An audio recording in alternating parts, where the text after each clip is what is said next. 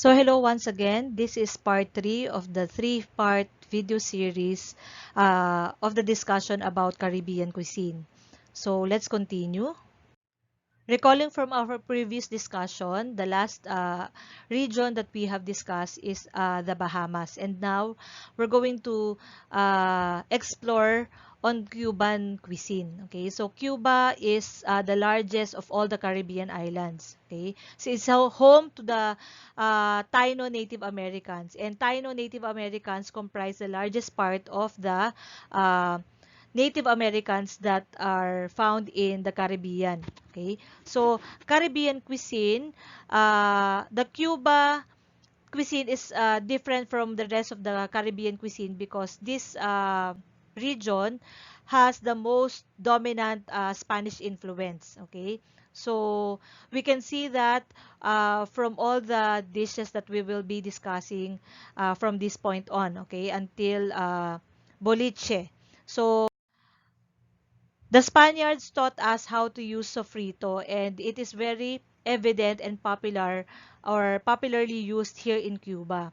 A lot of dishes starts with the use of sofrito. So the same as the Spaniards' influence to the Philippines, wherein, as I've mentioned a while before, in Spaniards they call it sofrito. In the Philippines we call it ginisa. We are also the same with Cubans. We are also fond of starting our cooking with sautéing garlic, onion, but in their Cuban version, they have what they call recao, okay? So recao tastes like cilantro, but it's not cilantro, okay? So recao is a common herb used in the Caribbean, particularly in the Spanish influence area. Okay, so I told you Cuba is one of the most Spanish influence area in the whole of Caribbean. Okay, so it is added in their sofrito.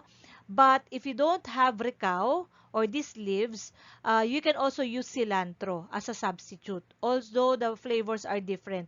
Actually, I have this plant a while back, kaya lang hindi ko siya napadami kasi kinakain siya ng daga, kinakain ng pusa namin. So I think it is very fragrant. It smells like cilantro also. Tapos ganito 'yan, may nagbigay sa akin ito. Ang tawag nila is Mexican cilantro, okay? So, para dumami siya, nagkakaroon siya ng mga parang sibol-sibol na ganyan, okay, dito sa baba. Lower left-hand quadrant here. So, mapapansin nyo, parang akala nyo, parang dahon ng papaya, pero it's not, okay? So, may mga umuusbong na ganyan, and that's what you can replant to have another recao plant, okay?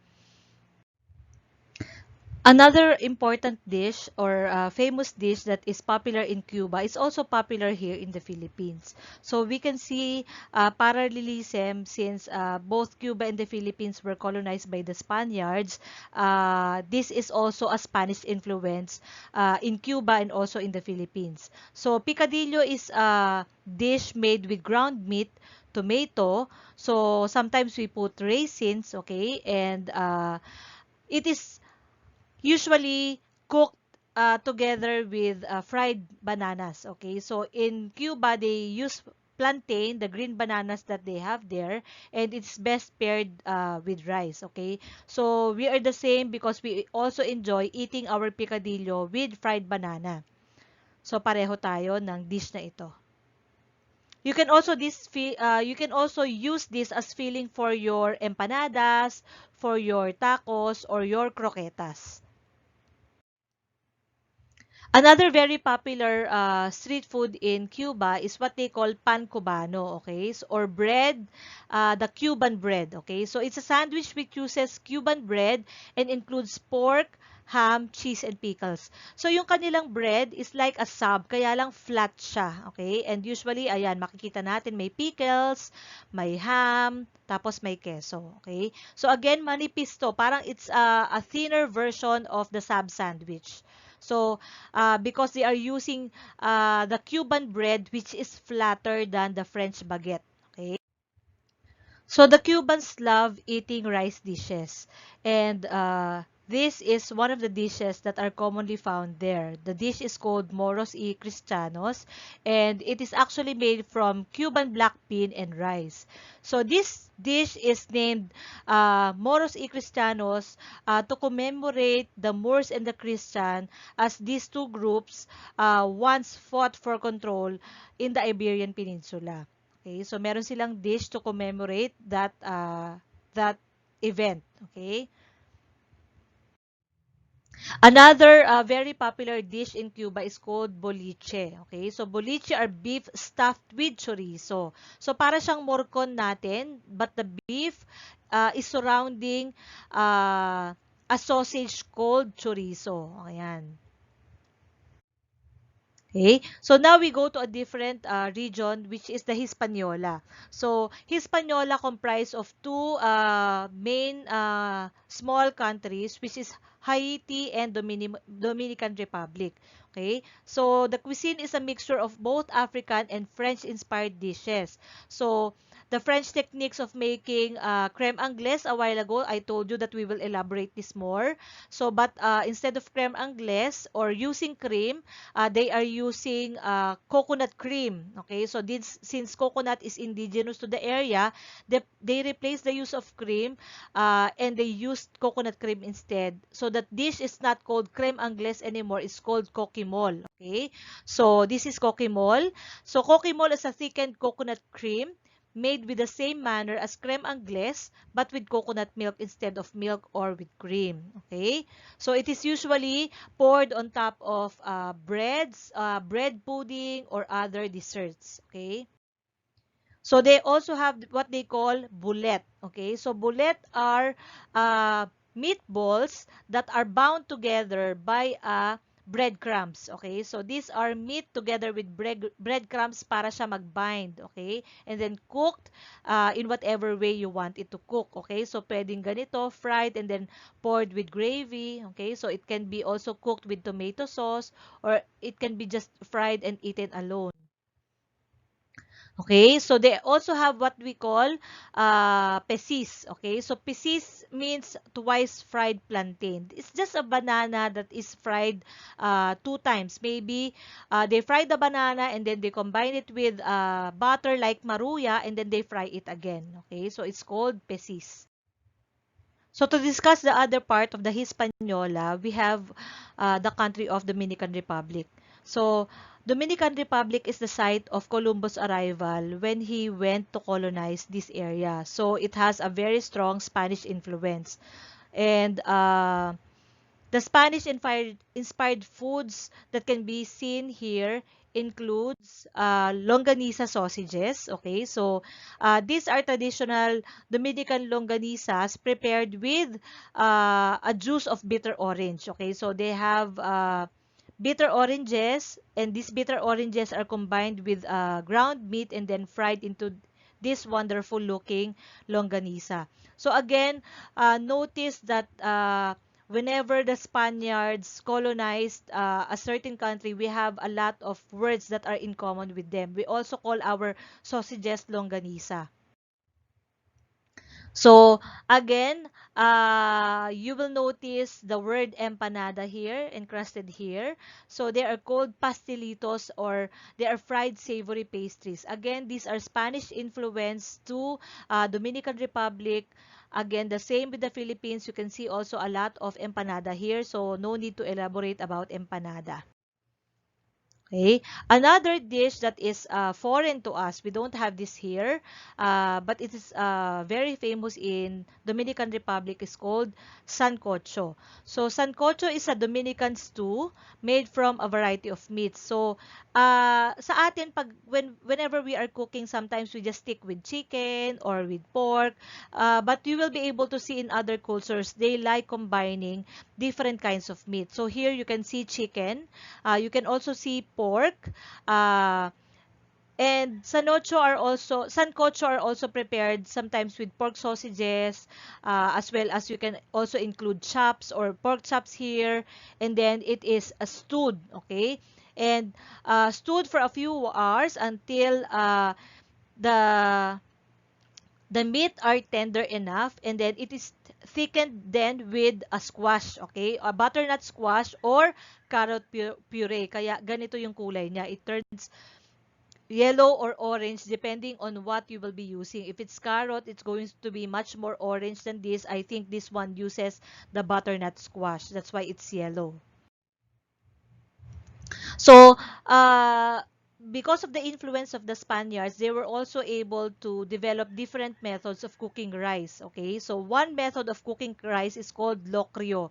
So, locrio means a one-pot chicken and rice dish. That's, if you notice, para siyang medyo kahawig ng ating aros ala cubana. Another method of cooking rice that is popular in this area is what we call asopao. Okay, so asopao is just like our lugaw. So it means rice with soup. So the rice with soup can be prepared with various ingredients other than rice. So you can combine it with different ingredients. So in the Philippines, we are fond of using chicken in our arroz caldo, but we can also prepare it with different parts of the pork or beef like lamang loob. Okay, so we have goto. For them, it can be also cooked with different seafoods like shrimp or fish maybe. And in this picture, a corn is added. So again, asopao meaning rice with soup. Okay, so they also have a technique of cooking rice called moro. So pangatlong technique na to. So moro is a rice cooked with vegetables or other beans. Okay, so you can eat this as is because beans are considered protein. So this is a meal in itself, but also you can eat it with other ulam or viands. Now let's discuss briefly the region of Puerto Rico. So the same with other areas in the Caribbean, uh, Puerto Rican cuisine is highly influenced by Spanish cuisine as well as a blend of African and the native Taino influence. Okay, so a while ago we have mentioned about Creole cuisine or Cocina Criolla, which is found here in Puerto Rico. Okay, so the same with the cuisines of Cuba and Dominican Republic. Again, with strong Spanish influence, they usually start cooking their soup, their stews, and other dishes by using sofrito or our ginisa. Okay? So, common nilang ginagawa yon as adapted from the Spaniards. Okay? And this area also is fond of utilizing adobe or adobo. Okay? So, adobe and adobo are spice rubs that are applied to meat. So they have a different meaning. Our adobo, when we say adobo, it is cooked with vinegar. Okay, so with them, it is cooked in a different manner using spice rubs. So this is a typical adobe or adobo or a spice rub to them. Okay, so they combine different spices and each household has their own unique blend. Okay, so kanya-kanyang timpla and then they use these spice rubs in order to season, to rub to their meat, to their poultry before grilling or before cooking them to impart the wonderful flavors that can develop by using these spice rubs. So, one very common dish that can be found on the streets of Puerto Rico is called alcapolias. Alcapolias are fried dough stuffed with spiced meat fillings. So, you can see here that the meat are cooked in different spices. Okay? And the dough is sometimes made from taro root or the green plantain that is commonly found in the Caribbean. Okay? So, again, this is a common street food found in Puerto Rico. Okay, another region that we will be talking about briefly is Jamaica. Okay, so Jamaica has a lot of maroons. Okay, so what are maroons? Maroons are African slaves brought by the Spanish. Okay, so the maroons here brought the method or what we call the jerk method of cooking. Okay, so the jerk method of cooking originated in Jamaica, wherein they coat the meat in spice blend and then they cook them very slowly over wood to yield a highly spiced, moist, and smoky meat. So, they usually coat meat in a spice called adobo. Or, okay, so yung mga spice rub nila, irarab muna nila doon and then niluluto nila, iniihaw nila sa uling or sa kahoy over a long period of time. Okay? So, European influenced food also can be found here. So, makikita natin dito yung stamp and go, Jamaican Parties, and strong African influence as evidence in their eating of cassava, plantains, aki, and kalyalu. Okay? So, this is what Jamaican jerk look like. Okay? So, Jamaican jerk is like our inihaw. Okay? But, we don't rub our inihaw with a dry rub. We are usually using marinades instead of rub. So, for them, they use dry rub. So, dry spices are rubbed in poultry or in meat, and then they are cooked slowly over charcoal or over wood. So, stamp and go is a dish again that was influenced to them by the Europeans. Okay, so it is a Jamaican codfish fritter. So, codfish are combined with other ingredients and then fried into these beautiful patties. Okay, so again, they are commonly found in Jamaica.